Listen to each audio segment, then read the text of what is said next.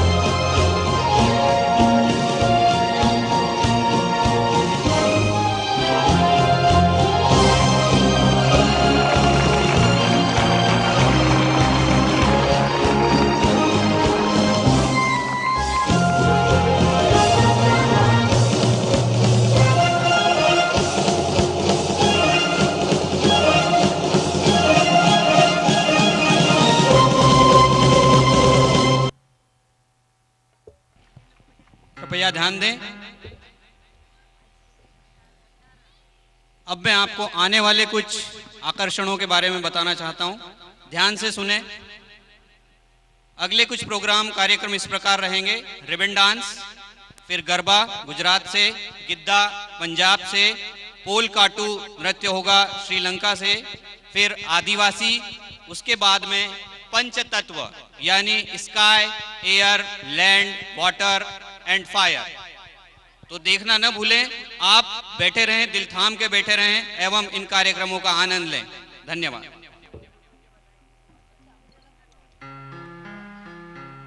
Now, it's time we draw your attention towards a very sensitive issue.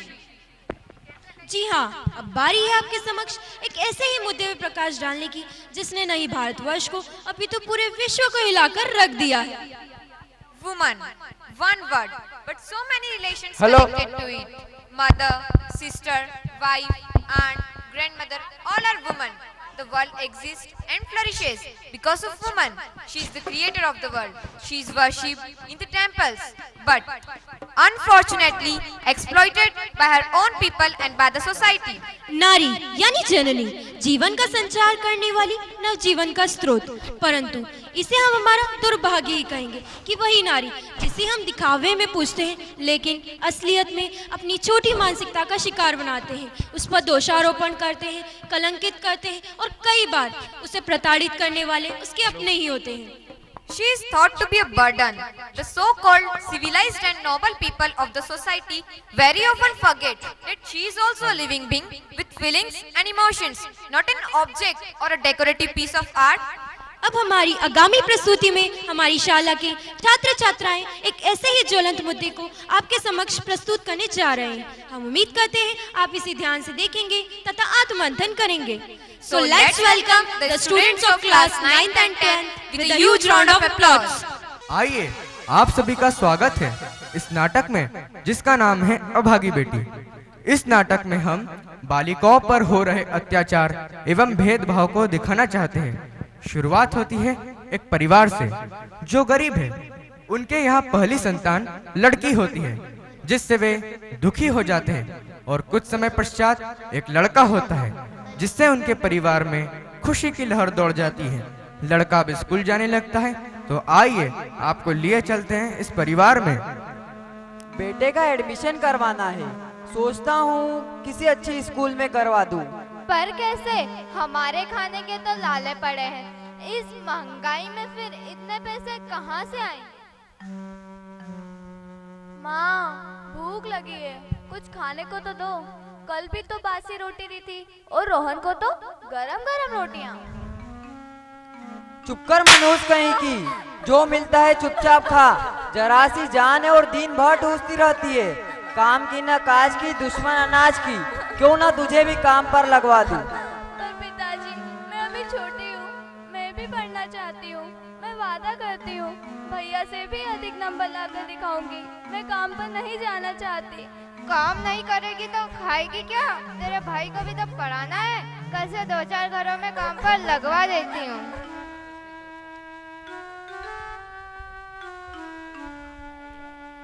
अगले दिन से माँ अपनी बेटी को काम पर लगवा देती है, परंतु वहाँ भी उसे प्रताड़ना व मार के अलावा कुछ नहीं मिलता है।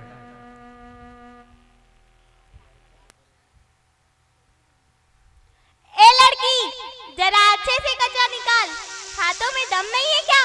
सारा कचरा उड़कर आ रहा है। मैडम जी, निकाल तो रही हूँ। आप पंखा भी तो बंद नहीं करने देती, कचरा तो उड़ेगा ही। जुबान लड़ाती है, बदतमीज कहेगी।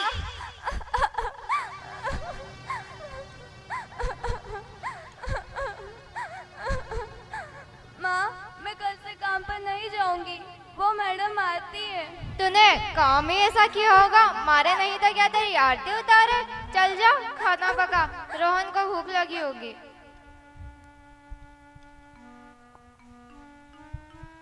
माँ, भूख लगी है, कुछ खाने को दे ना। आजा बेटा, बता क्या खाएगा? अरे रोहन, सर्कस लगा है, चल देख कर आते हैं। पिताजी, पैसे दे दो, सर्कस देखने जाना है।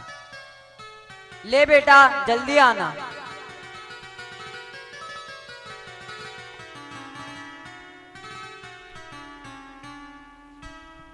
इसी तरह समय बीतता है, दोनों बच्चे बड़े हो जाते हैं। रोहन पीएमटी की परीक्षा पास कर लेता है। मेडिकल कॉलेज में एडमिशन के लिए 2 लाख रुपए चाहिए। इधर सुनीता भी रात रात भर पुरानी किताबों से लिखना पढ़ना सीख जाती है। इसी मौके का फायदा एक चालाक व्यक्ति उठाता है। वह लड़की के बाप के सामने 45 वर्ष के एक मालदार रईस के विवाह का प्रस्ताव रखता है, जिसकी पहली पत्नी का निधन कैसे हो गया कोई नहीं जानता। रोहन मेडिकल में पास हो गया है, पर एडमिशन के लिए 2 लाख रुपए चाहिए। वो कैसे आएंगे? ये घर बेच दे तो भी इतने पैसे नहीं आएंगे। पर पिताजी, ये मेरे लिए आखिरी मौका है। अगर मैंने 15 दिन के अंदर फीस नहीं भरी तो मेरा नाम कट जाएगा। हाँ बेटा, बात तो सही है, पर इतने पैसे आएंगे कहाँ से?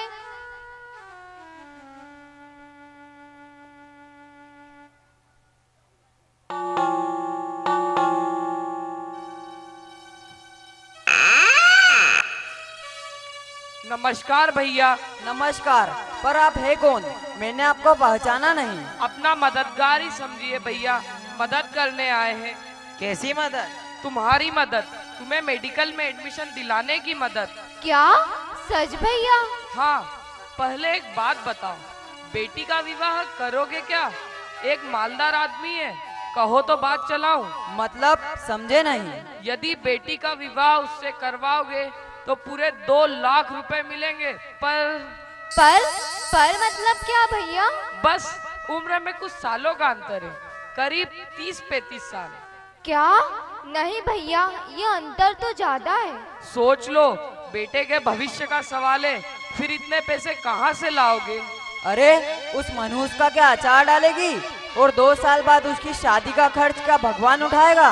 अच्छे रिश्ते को ठुकराया नहीं करते। तो ठीक है भैया, कल सुबह अपनी बेटी को दुल्हन बनाकर इस पते पर ले आना और रुपए ले जाना।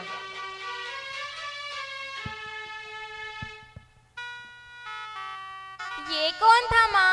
यहाँ क्या कर रहा था? बेटी, तुम्हारी शादी की बात करने आया था।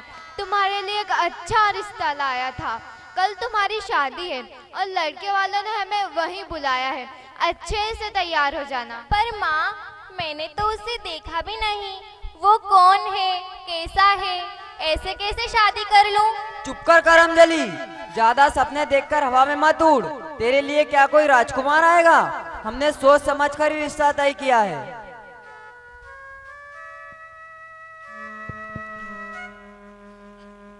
इस प्रकार माँ बाप अपनी लड़की को डांट डपट कर शादी के लिए राजी कर लेते हैं और अगले दिन बाप धोखे से ले जाकर अपनी भोली बेटी का विवाह उस अधेड़ व्यक्ति से कर देता है।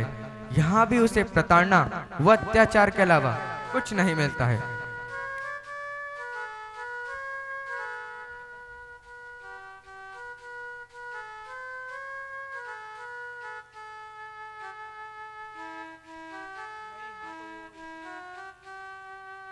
नमस्ते साहब। नमस्ते।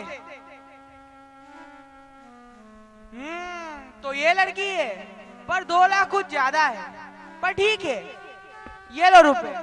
पिताजी, ये क्या हो रहा है? ये 2 लाख रुपए किस बात के हैं? आप तो मेरी शादी कराने लाए थे। हाँ, तो शादी तो करा रहा हूँ। ये तो रहमदिल व्यक्ति है जो तेरे भाई को पढ़ाने के पैसे खुशी से दे रहे हैं। अब से तुम यहीं रहोगी, यहीं जियोगी, यहीं मरोगी। भगवान के लिए ऐसा मत करो, मुझे भी साथ ले चलो। मैं यहाँ नहीं रहना चाहती। चल हट, अब यही तेरा घर है। शादी के बाद लड़की की अर्थी उसके ससुराल से ही उठती है।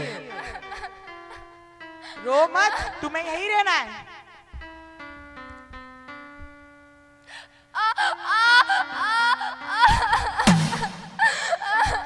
अब से तुझे यहीं रहना है, समझी?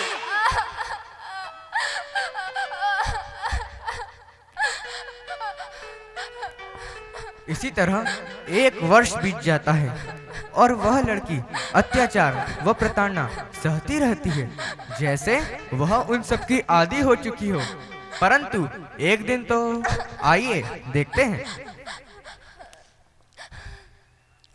यार, कुछ खाने पीने का इंतजाम कर, ऐसे रूखे सूखे बातें करने में मजा नहीं आ रहा। ए चलो, सबको पानी और सबको ग्लास में शरबत दो और गरम गरम भजिए बनाओ।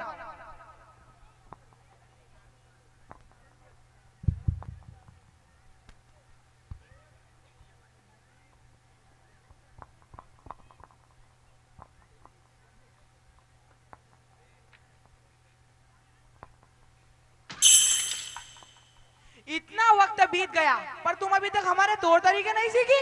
इतना महंगा ग्लास तोड़ दिया, पहले ही 2 लाख भारी पड़ रहे और आज दिन नुकसान कर दी रहती है।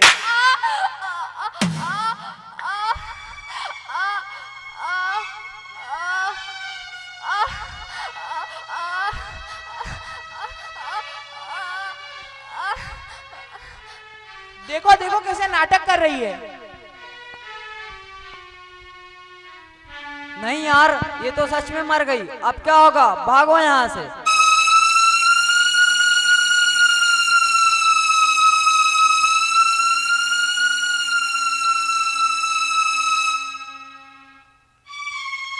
अरे लगता है यह तो मर गई। इसकी हालत देखकर लग रहा है इसने महीनों से कुछ खाया नहीं। हाँ साहब, इस मकान में जो व्यापारी रहता था वो बड़ा ही जालिम था। लड़की की लाश को इधर लेटाओ और घर की तलाशी लो।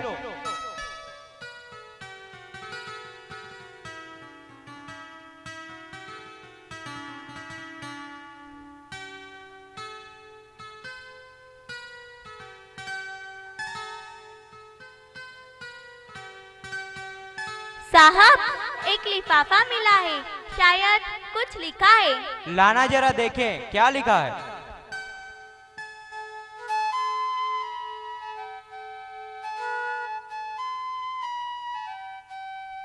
इसके माँ बाप को बुलाओ और उन दरिंदों को पकड़ कर लाओ।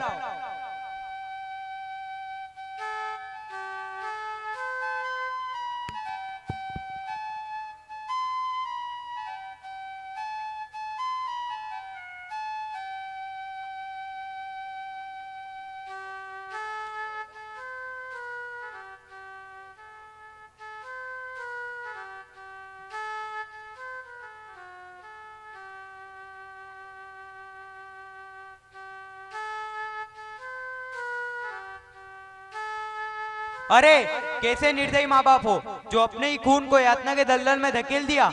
ये लो पढ़ो, तुम्हारी बेटी तुम्हारे लिए चिट्ठी छोड़कर गई है और उसकी आखिरी ख्वाहिश थी कि तुम्हें यहाँ बुलाया जाए और ये चिट्ठी तुम्हें दी जाए। अब पढ़ो। पिताजी, नहीं नहीं, गलत संबोधन दे बैठी हूँ। आप तो इस शब्द के हकदार ही नहीं है। साल भर से यातनाओं का बोझ सहते सहते इस आस में हिम्मत रखे बैठी थी कि शायद किस्मत में यही बदा था, किंतु अभी कुछ समय पहले ही पता चला कि आपने अपनी अभागी बेटी की शादी तो चंद रुपयों की खातिर मुझसे 35 साल बड़े व्यक्ति से की है। अब तो सहन शक्ति भी समाप्त हो गई। ये पत्र आज सिर्फ इसलिए लिख रही हूँ कि न जाने कब किसी अनहोनी या बड़े षड्यंत्र का शिकार हो जाऊं। मैं भी पढ़ना चाहती थी पर ऐसा हो न सका। मैं हर जुल्म सहती गई। मैं भी मानव हूँ और मेरी सहन शक्ति की भी एक सीमा है। किसी भी माता पिता का स्तर इतना नीचे गिर सकता है, इसका जीता जागता उदाहरण आप हैं। और माँ जिसे 9 माह अपनी कोख में रखा, अपने खून से सींचा, उसी को 9 आंसू रोने के लिए मजबूर कर अकेला छोड़ दिया। भविष्य में मैं रहूं या ना रहूं, परंतु मैं समाज के हर व्यक्ति से यह सवाल करती हूं कि क्या लड़की होना अपराध है? क्या आपके घर में आपकी माँ, दादी, बहन व पत्नी लड़की नहीं है? अगर लड़कियां नहीं होंगी तो समाज का अस्तित्व ही मिट जाएगा। न आप बचेंगे न समाज के ठेकेदार। फिर लड़कियों से इतनी घृणा क्यों, पक्षपात व दुर्व्यवहार क्यों? यह अधूरा सवाल आप सभी के लिए छोड़े जा रही हूँ। तुम्हारी अभागी बेटी।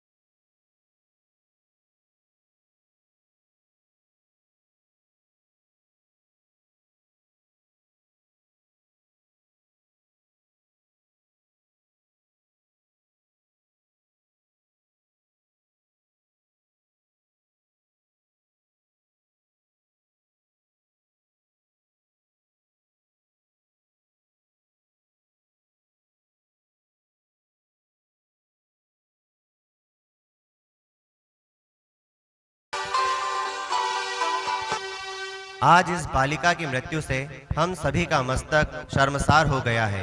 सच्ची श्रद्धांजलि के तौर पर आइए हम सभी यह शपथ लें। मेरा आप सभी पालक गणों एवं अतिथियों से विनम्र निवेदन है कि आप सभी अपनी अपनी जगह पर खड़े हो जाएं। मैं पुनः दोहराता हूं, आप सभी अपनी अपनी जगह पर खड़े हो जाएं एवं अपना दाहिना हाथ आगे रखकर मेरे साथ शपथ लें हम शपथ लेते हैं कि आज के बाद हम अपनी बेटी को लक्ष्मी और सरस्वती का अवतार मानकर उसे वही प्यार और स्नेह देंगे जो हम बेटे को देते हैं, और हमारे आसपास ऐसी किसी भी घटना को बर्दाश्त नहीं करेंगे एवं ऐसा होने पर उसके विरुद्ध आवाज अवश्य उठाएंगे। जितना ध्यान बेटे पर, धन्यवाद। Hello That was a wonderful presentation, and now it's time we'll listen to the blessing words of our esteemed chief guest, Mr. K.M. Gautam.